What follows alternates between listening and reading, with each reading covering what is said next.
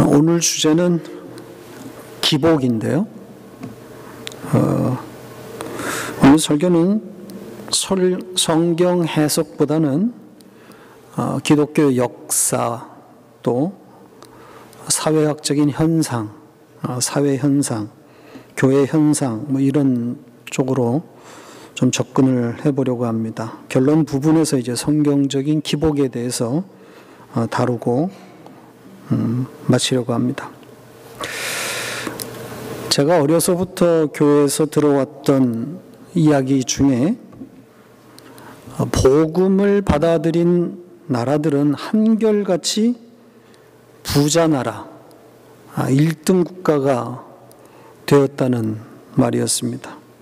이때마다 등장했던 국가가 미국과 영국, 그 반대쪽에 가난한 대표적인 나라들로는 태국이나 버마, 지금의 미얀마, 이런 불교 국가들이었습니다.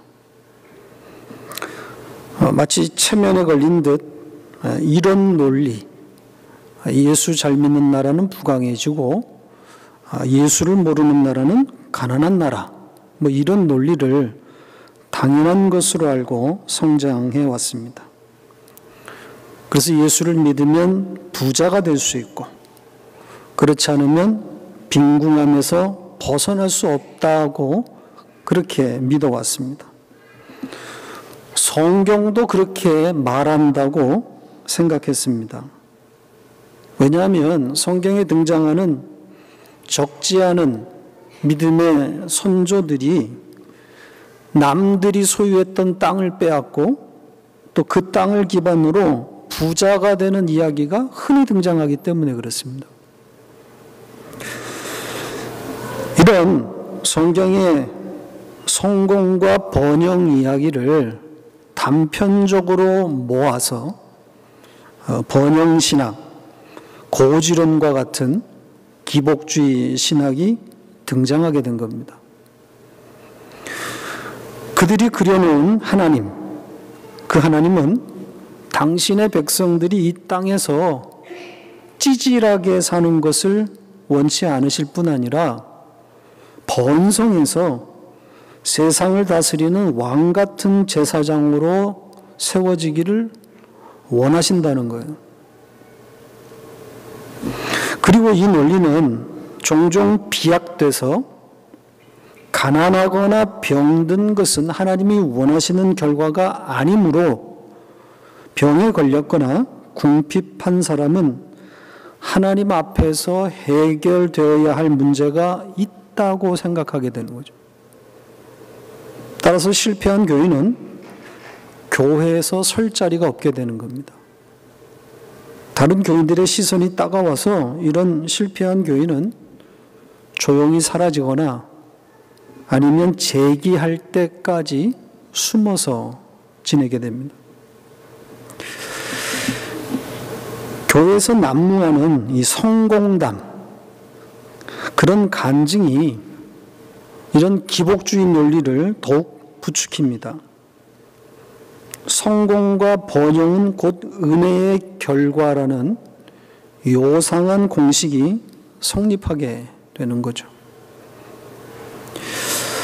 이런 기복사상을 비판하는 소리가 이전에 비해 많아졌다고는 하지만 여전히 한국교회를 사상적으로 지배하고 있다고 해도 틀린 말이 아닐 겁니다. 복을 빼놓고 한국교회를 설명하기는 어려울 것으로 생각합니다. 기복주의가 한국교회 내부적으로도 문제지만 한국교회가 파송한 선교사들이 이 한국에 만연된 기복주의 번영신학을 전 세계에 퍼뜨리는 그런 역할을 하고 있습니다. 한국 선교사들로부터 복음을 소개받고 있는 피선교국, 또 그 교회 실정은 위험천만하기 짝이 없습니다. 한국 선교사들이 전도의 무기로 삼고 있는 도구가 무엇이겠어요? 한국의 번영과 그리고 K-팝입니다. 한국이 복음을 받아들이고 예수를 잘 믿었더니 이렇게 부자 나라가 되었고, 또 전 세계 이 문화 분야에 상당한 영향력을 미치는 그런 많은 연예인들, 스타들이 배출되었다는 거예요. 그러니 복음을 받아들여서 잘 사는 복된 나라가 되라고 그렇게 선전하고 있는 거예요. 자, 이런 전도 전략이 피선교 국가, 그 현장에서 잘 먹힐까요? 효과 만점입니다. K-팝의 나라에서 왔다고 하면 전도의 문이 활짝 열립니다. 대장금의 나라에서 왔다 그러면 환영합니다. 후진국이나 미개한 나라일수록 한국 선교사들을 환영하고 있어요. 부러워하고 있습니다. 예수의 복음이 그들에게 전파되기 전에, 전해지기 전에 기복과 신비, 그리고 한국 문화가 먼저 전파되고 있는 겁니다. 그들이 예수의 복음을 전한다고는 하지만 실질적으로 그 피선교 국가에 전달되고 있는 것은 그 예수가 아니라 그 예수가 주는 선물만 남는 거예요. 이걸 주객이 전도되었다고 하는 거예요. 예수는 사라지고 복과 성공을 주는 예수만 각인되는 거예요. 복음이 왜곡되는 거죠. 하나님의 택한 백성을 불러내는 전도와 선교가 되어야 되는데 기술과 기법으로 믿음을 심어주고 설득하고 있는 겁니다. 결과는 뻔합니다. 한국 교회와 닮은 꼴의 교회가 만들어지고 있는 거예요. 하나님의 유효한 부르심과 상관없는 이상한 신자들의 이상한 교회들이 지금 등장하고 있는 겁니다. 자, 우선 기독교의 번영과 이 복음이, 기독교와 복음, 또 이 복음과 번영이 어떤 상관관계에 있는지를 생각해 보겠습니다. 복음을 받아들인 나라는 역사상 모두 부강했다고 하는 이 논리가 맞는지 한번 생각해 보겠습니다. 그 대표적인 사례가 로마의 컨스탄틴 황제 이야기일 겁니다. 기독교의 번영을 말할 때 빼놓을 수 없는 인물이 이 컨스탄틴 황제입니다. 그가 주후 313년 밀라노 칙령을 통해서 기독교를 로마의 국교로 공인했다고 그렇게 알려져 있는데, 사실은 기독교를 국교로 선포한 것이 아니고 핍박받던 기독교를 용인해주는 그런 것을 잘못 알려져가지고 기독교가 국교로 선포됐다, 이렇게 와전된 겁니다. 그러니까 신앙의 자유를 선포한 것이지 기독교를 국교로 공인한 건 아닙니다. 아무튼 그가 핍박받던 기독교인들에게 신앙의 자유를 주었을 뿐 아니라 심지어는 각종 혜택까지 베풉니다. 아마도 그 배후에는 그의 회심이라고 알려져 있는 어떤 사건, 그리고 독실한 기독교인으로 알려진 그의 어머니 헬레나의 신앙심, 아마 이것이 배경이 되었을 것으로 그렇게 짐작이 됩니다. 이 콘스탄틴의 등장으로 4분 5열 되었던 로마는 마침내 대제국의 면모를 갖추게 되고 알렉산더 대왕 이후 로마의 찬란한 영광을 되찾게 되는 것은 사실입니다. 역사가들이 그렇게 평가를 합니다. 그래서 콘스탄틴은 대제라는 그런 이름을 붙이기도 합니다. 그의 재위 기간 30여 년 동안 강력한 로마 제국의 그런 위용을 자랑했고, 당연히 정치가 안정이 되니까 경제적으로 부유할 수밖에 없죠. 그래서 가장 부유했던 시대라 그렇게 평가받습니다. 이 부강했던 풍요로웠던 콘스탄틴 시대의 원인으로 교회들은 한결같이 그가 복음을 받아들인 기독교를 수용한 결과라 이렇게 평가합니다. 그가 312년, 그러니까 밀라노 칙령을 발표하기 한 해 전 10월 28일 제국의 운명을 좌우할 이 막센티우스와의 전쟁을 앞두고, 이 전쟁에서 이기면 그야말로 로마 제국을 그가 통합할 수 있는 것이고 지면 끝입니다. 그런 절대절명의 위기 속에서 꿈속에서 하나님을 만났다는 겁니다. 꿈속에서 그가 십자가를 보았고 그 십자가에 이것으로 이겨라 이런 글귀가 적혀 있었는데, 그걸 보고 난 후에 그가 전쟁에서 승리했다 이렇게 역사가 유세비우스는 기록하고 있습니다. 그 이후 승승장구하면서 번영을 이루었다는 거예요. 그의 기독교 친화적인 정책은 이후 계속되었고 자유로운 신학 토론도 보장하면서 325년 그 유명한 니케아 종교회의를 개최해서 이 정통신학, 건전한 신학을 세우려고 노력도 합니다. 321년에는 태양일, 썬데이죠. 이 태양일, 썬데이, 일요일을 공휴일로 제정합니다. 콘스탄틴의 업적이에요. 이것도 아마 기독교인들을 지원하기 위한 그런 조치였을 것으로 그렇게 짐작할 수 있습니다. 그래서 자유롭게 예배드리게 매주. 자, 이런 콘스탄틴을 하나님이 어여삐 보시고 그와 그의 나라에 복을 부어주셨다 이렇게 말하고 있는 겁니다. 정말 그럴까요? 하나님은 복음을 받아들인 왕과 또 그 나라를 세계의 1등 국가로 만들어주시는 분인가요? 논리가 그럴듯하지 않습니까? 이와 별개로 콘스탄틴 황제의 이 회심에 대해서는 논란이 사실 많습니다. 그가 312년 이 막센티우스와의 전쟁을 앞두고 꿈속에서 십자가를 보았고 그 이후에 그가 회심해서 기독교인이 되었다.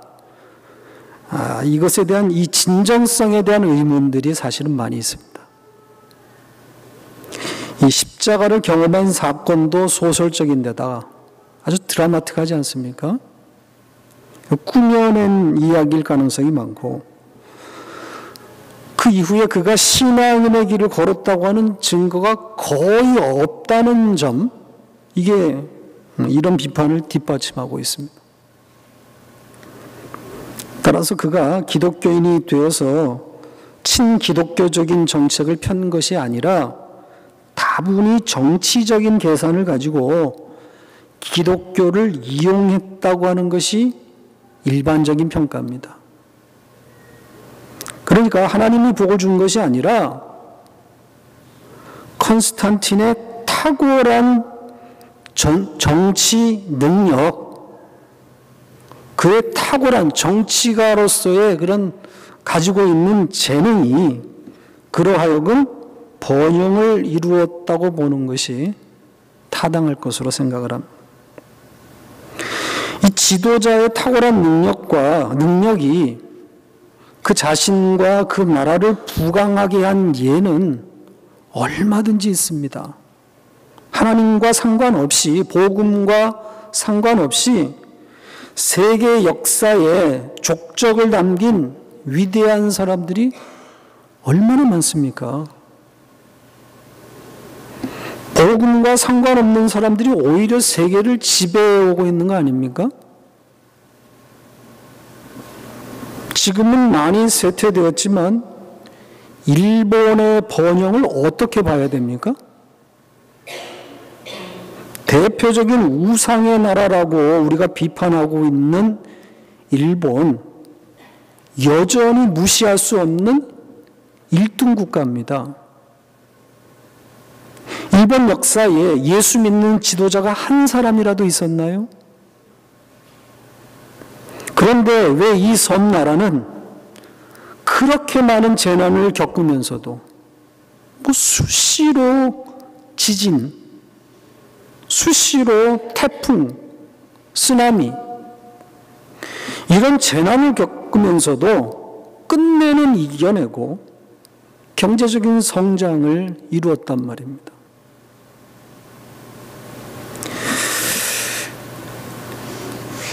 현재 미국을 상대할 수 있는 유일한 국가, 중국은 어떻습니까? 공산국가입니다. 이 나라의 번영이 복음과 무슨 관계가 있습니까?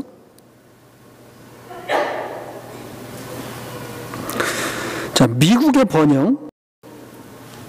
번영이 복음과 관계가 있습니까? 복음 때문입니까?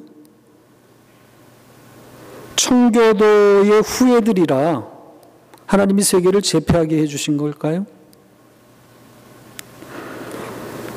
미국의 세계 전략이라는 게 뭐예요? 제국주의 잔재물입니다. 세계 평화는 단지 명분일 뿐이고 자기들 마음대로 세계를 움직이겠다고 하는 패권주의일 뿐이에요.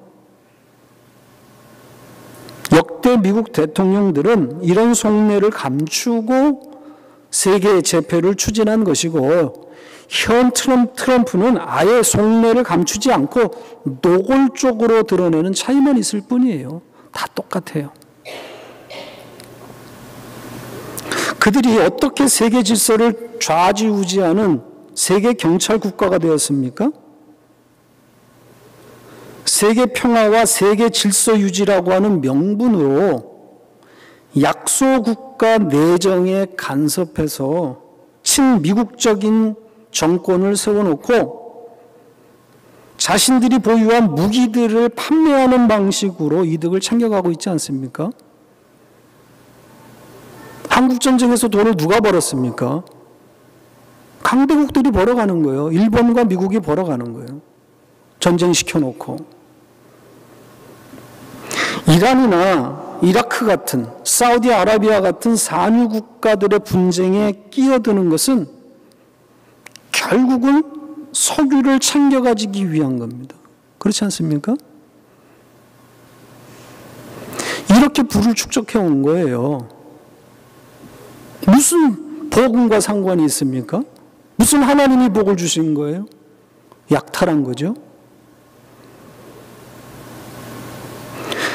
아직까지도 기독교인들 사이에서 회자되고 있는 미국 최고의 갑부 록펠러 이야기 아시죠? 석유 왕이라고 불리는 이 록펠러는 석유로 돈을 번 미국의 대표적인 기독교 사업가입니다.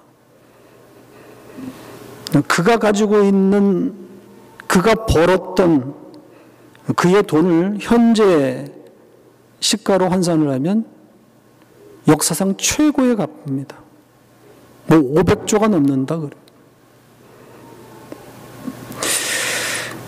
대표적인 기독교 사업가로 알려진 록펠러가 어떻게 부를 축적했는지 잘 아시지 않습니까? 한마디로 깡패짓으로 돈을 끌어모은 겁니다. 경쟁사를 죽이기 위해서 수단과 방법을 가리지 않았던 무자비의 대명사이기도 합니다. 독점이에요. 경쟁사를 무조건 죽이는 거예요. 그래서 독점을 통해서 부를 축적한 전형적인 재벌 기업입니다. 이런 록펠러를 아직도 설교에서 들먹거리면서 기복 헌금을 유도하는 그런 교회들이 여전히 많단 말이에요. 어떻게 벌었든 열심히 교회에다 갖다 바치면 하나님이 몇십 배로 뻥튀기 해줄 것처럼 그렇게 미혹하고 있단 말이에요. 자, 눈을 한국으로 좀 돌려볼까요? 최근 참존 화장품의 김광석 장로 이야기 들어보셨죠? 한때 11조 간증으로 유명했던 분입니다. 아마 밴쿠버에도 몇 번 오셨을걸요? 회사 회장실에는 개인 기도실까지 갖추어 놓았을 정도로 신앙심이 두터웠고 회사 곳곳에 성경 구절을 담은 그런 액자도 많이 걸려 있었다고, 지금도 걸려 있다고 그럼 한번 사진 하나 보시죠. 이 사진은 MBC PD 수첩에서 방송한 화면을 제가 캡처한 사진입니다. 회사 복도에 걸린 액자인데 11조에 관련된 말라기 3장 말씀을 이렇게 걸어 놓았습니다. PD 수첩은 예수 믿어 횡재했다고 간증하는 이 장로님, 이분이 회삿돈 수백억을 불법으로 배임, 횡령한 일로 수사를 받고 있다는 충격적인 내용을 보도했습니다. 이 보도 내용 중에는 헌금에 대한 이야기가 많이 등장하는데 그 내용이 가관입니다.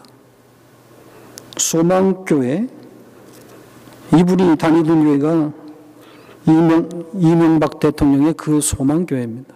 거기에 장로인데 그분이 낸 헌금 실태를 듣다 보면 헛웃음이 나옵니다.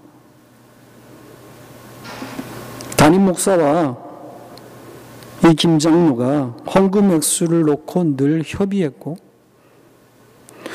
또 자신의 11조를 전담하는 직원을 두고 관리했다고 하는 것은 아마 세금과 관련이 있었을 것으로 그렇게 추정이 됩니다.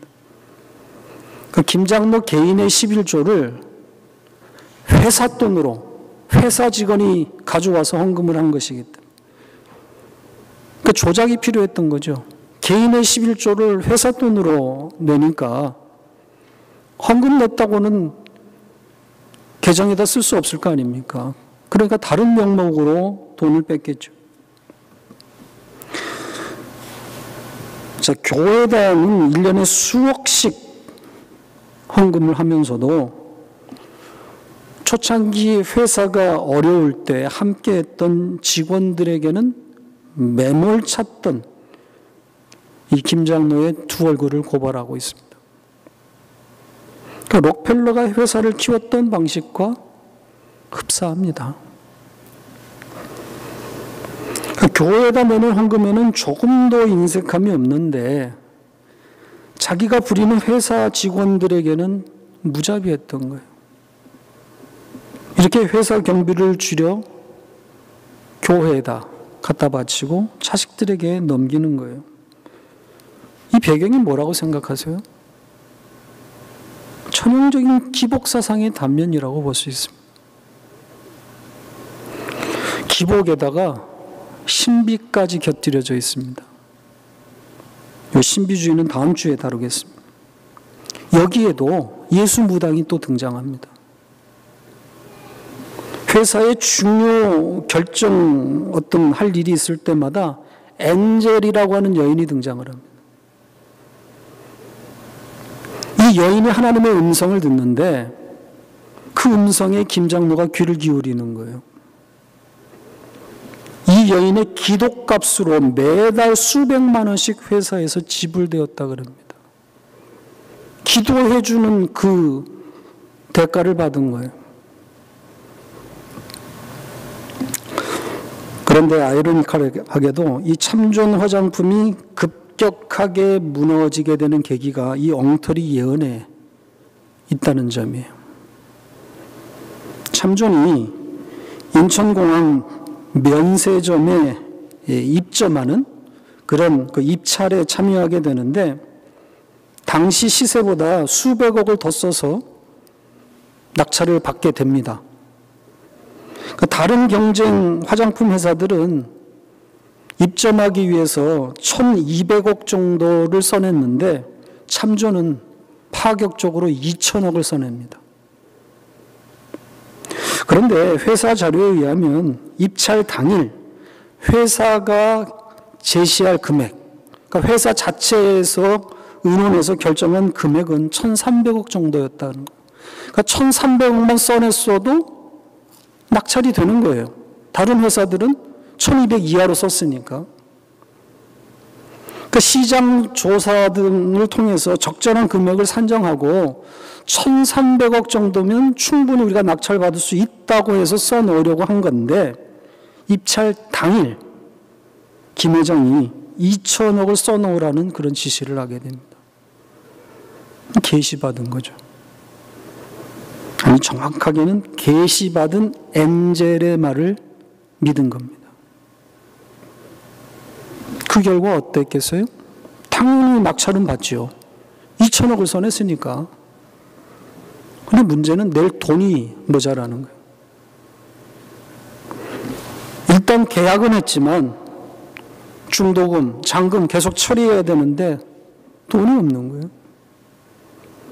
결국은 계약금 수백억을 날리고 면세점 입점은 취소되어 버렸습니다. 회사가 급격하게 기울어지는 그런 단초가 된 거예요. 물론 자식들의 개인 사업을 회사 돈으로 횡령해서 지원한 것이 결정적인 원인이기는 하지만, 지금 참조는 분쟁 가운데 있습니다. 소송이 걸려서. 이 김 장로도 회장에서 물러나고. 부자 되는 것은 복음과 아무런 관계가 없습니다. 신앙과 상관없이 탁월한 능력이나 돈 버는 재주 혹은 성실함 등이 복합적으로 작용하는 겁니다. 물론 하나님께서 당신의 백성들 가운데 양육을 위해서 개입하시는 것은 분명해요. 하나님이 우리의 삶 가운데 들어오셔서 개입하는 건 분명해요. 먹고 사는 문제가 절박한 것이기 때문에. 그렇잖아요? 먹고 사는 문제만큼 절박한 게 어디 있습니까? 그걸 통해서 하나님이 당신의 백성을 가르치시고 깨닫게 하십니다. 그러나 공식처럼 예수 믿으면 부자 된다거나 성공한다는 것은 있을 수가 없어요. 기독교와 상관없이 부자 된 사람들이 얼마나 많습니까? 이 세상에 존재하는 부자들의 대부분이 비기독교인이라는 것만 생각해도, 그것만 봐도 기복주의는 교회에서 설 자리가 없어요.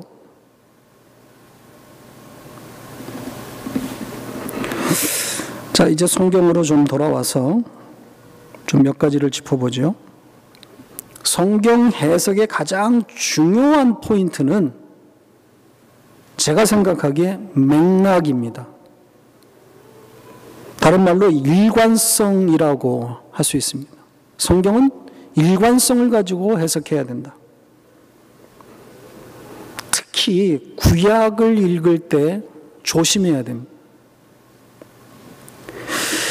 이 문자적인 뜻이나 사건 그 자체에 매달리면 위험합니다. 특히 구약 성경을 읽을 때. 그래서 그렇게 읽으면 안 된다는 것을 가르쳐 주기 위해서 어떻게 보면 신약 성경이 있는 거예요. 수많은 구약 성경 구절이 신약에서 인용되고 있지 않습니까? 뭘 이야기하는 거예요? 구약의 말씀을 어떻게 읽어야 하는지를 가르쳐 주고 있는 거란 말이에요. 결정적인 것은 예수님께서 직접 율법을 해석하셨다는 거예요. 무슨 뜻입니까? 율법, 즉 구약을 어떻게 읽어야 하는지를 가르쳐 주신 거예요. 나로 읽어라. 나로 해석해라. 기복주의는 성경을 부분적으로 보고 마치 그것이 성경의 가르침인 양 오해하고 있는 겁니다. 구약에는 땅과 재물에 대한 이야기가 많이 나와요. 하나님의 사람들이 그 땅과 재물을 쟁취하는 이야기가 많이 있어요. 근데 그런 사건이나 그런 이야기를 문자 그대로 현재 시제로 끌고 들어와 가지고 적용하고 있는 게 문제죠. 뭐 하나님의 사람은 이렇게 보란듯이 세상에서 성공해야 된다. 성경에 이렇게 써 있으니까 그렇게 말하고 있는 거예요. 이들이 놓치고 있는 점이 뭐겠어요? 구약도 복음이라는 사실을 모르고 있는 거예요. 왜 구약의 인물들이 한결같이 성공하고 번영해야만 했는지를 한번 생각해 보세요. 성경이 인물사전은 아니잖아요. 이런 위인들의 이야기를 적어놓고 이들을 본받으라고 말하는 것이 아니잖아요. 예수를 예표하는 인물로 등장시키고 있는 거잖아요. 그러니까 그들이 예수를 닮고 있기 때문에, 예수를 예표하는 인물로 등장하고 있기 때문에, 그래서 그들이 세상을 다스리고 번영해야만 하는 거예요. 그들이 예수이기 때문에 예수가 몰고 올 그 하나님의 나라를 설명하고 있는 거예요. 성공과 번영을 통해서 하나님 나라를 간접적으로 설명하고 있는 거예요. 성경에 다른 이야기는 없어요. 부자 되는 공식이나 방법을 말하는 책이 아닙니다. 구약도 일관되게 복음을 말하고 있는 거예요. 누가복음 24장 44절 같이 읽겠습니다. 또 이르시되 내가 너희와 함께 있을 때에 너희에게 말한 바 곧 모세율법과 선지자의 글과 시편에 나를 가리켜 기록된 모든 것이 이루어져야 하리라 한 말이 이것이라 하시고, 이 말씀은 성경 해석의 절대적인 기준을 제시하고 있습니다. 성경은 예수에 관한 말씀이라는 거예요. 복음으로 해석되어야 된다는 거예요. 다른 말씀이 없다는 거예요. 성공과 번영으로 성경을 읽으면 성경의 일관성이 깨집니다. 성공과 번영으로 성경이 읽혀지지가 않아요.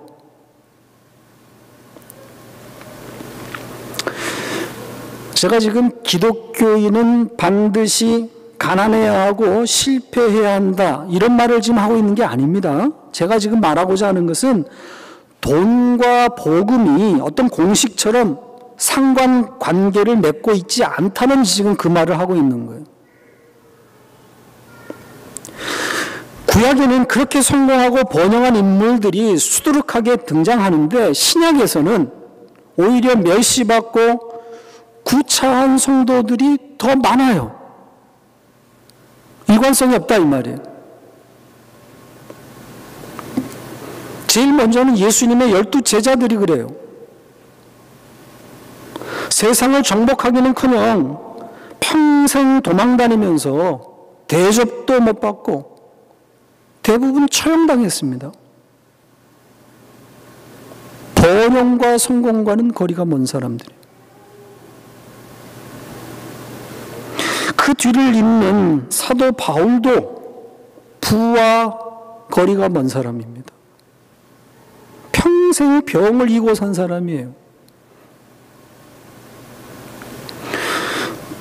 초대교회 성도들의 형편을 적나라하게 보여주는 히브리서 11장으로 좀 가보겠습니다. 이들이 얼마나 비참한 삶을 살았는지 히브리서 11장 35절로 38절입니다. 같이 읽겠습니다. 여자들은 자기의 죽은 자들을 부활로 받아들이기도 하며 또 어떤 이들은 더 좋은 부활을 얻고자 하여 심한 고문을 받되 구차히 풀려나기를 원하지 아니하였으며 또 어떤 이들은 조롱과 채찍질 뿐 아니라 결박과 옥에 갇히는 시련도 받았으며 돌로 치는 것과 톱으로 켜는 것과 시험과 칼로 죽임을 당하고 양과 염소의 가죽을 입고 유리하여 궁핍과 혼란과 학대를 받았으니 이런 사람은 세상이 감당하지 못하느니라. 그들이 광야와 산과 동굴과 토굴에 유리하였느니라. 정상적인 생활이 이름도 없이 역사 속에서 사라졌습니다. 초대교회 전승에 따르면 이런 비참한 삶이 150년 이상 이어졌다고 되어 있습니다. 카타굼이라고 하는 동굴을 파놓고 평생을 숨어서 살다 사라진 겁니다. 낮에는 토굴에서 지나고 밤에만 먹을 것을 구하러 찾아다녔다고 그렇게 전해집니다. 햇볕을 받지 못해서 키도 자라지 못했고 온갖 병에 시달리다가 단명한 겁니다. 물론 모든 시대의 성도들이 다 이렇게 살다 간 건 아닙니다.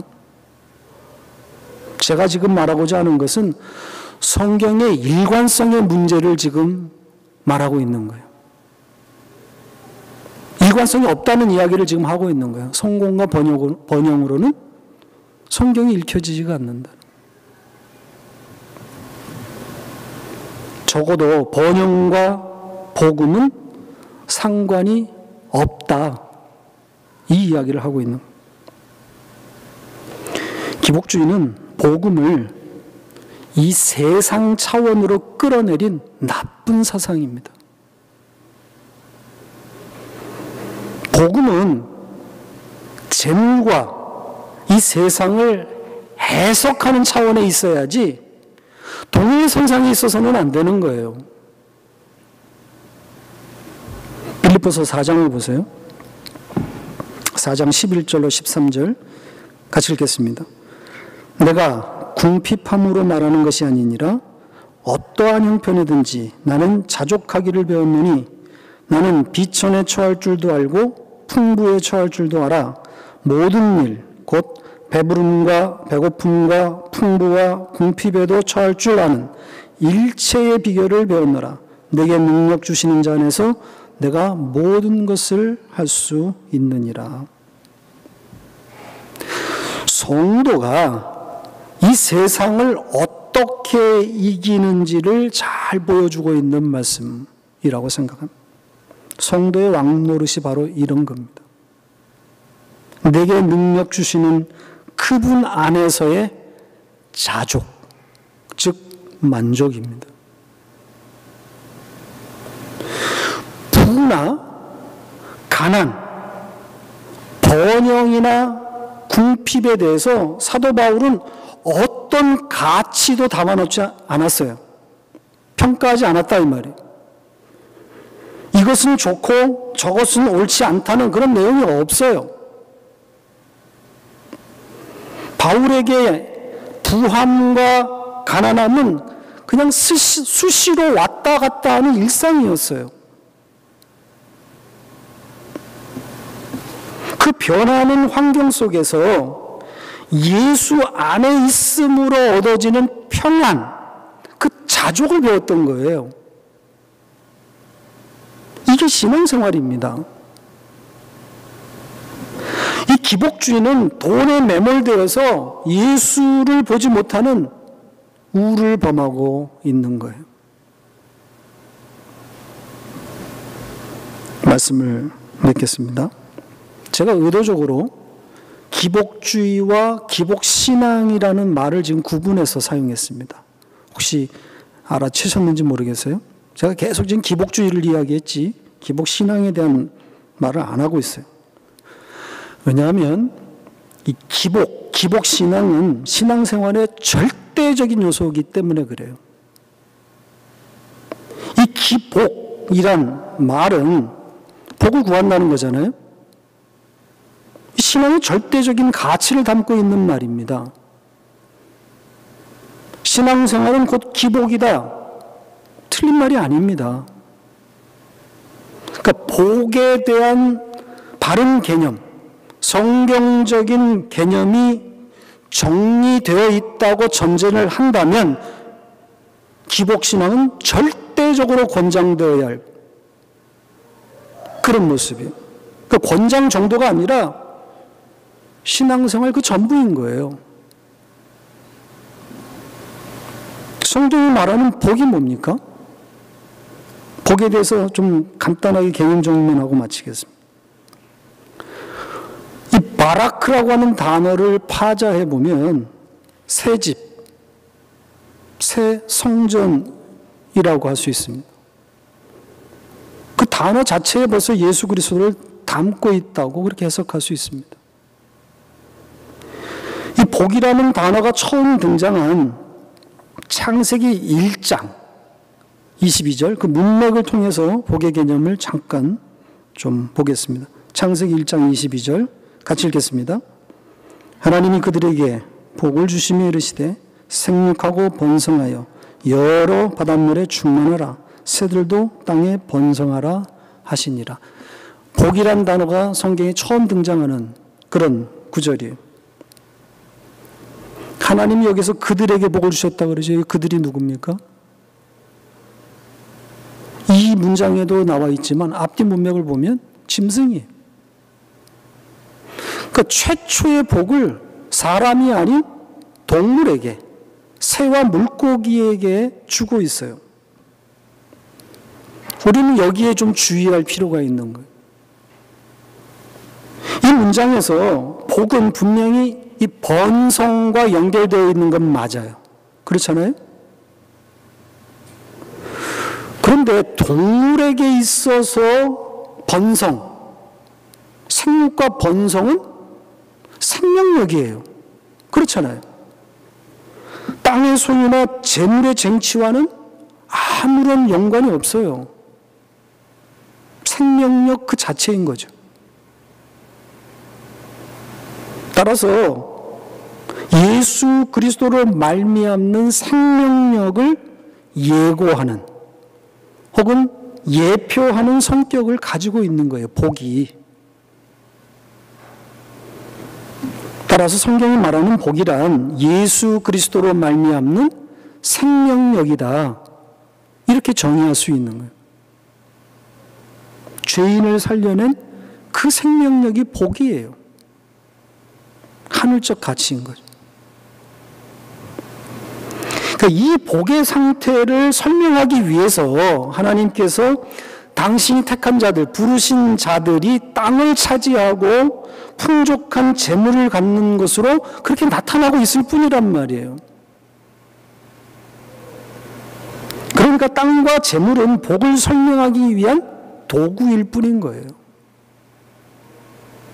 그래서 성경의 일관성을 갖지 않고 어떤 경우에는 부자가 되고 어떤 경우에는 궁핍하고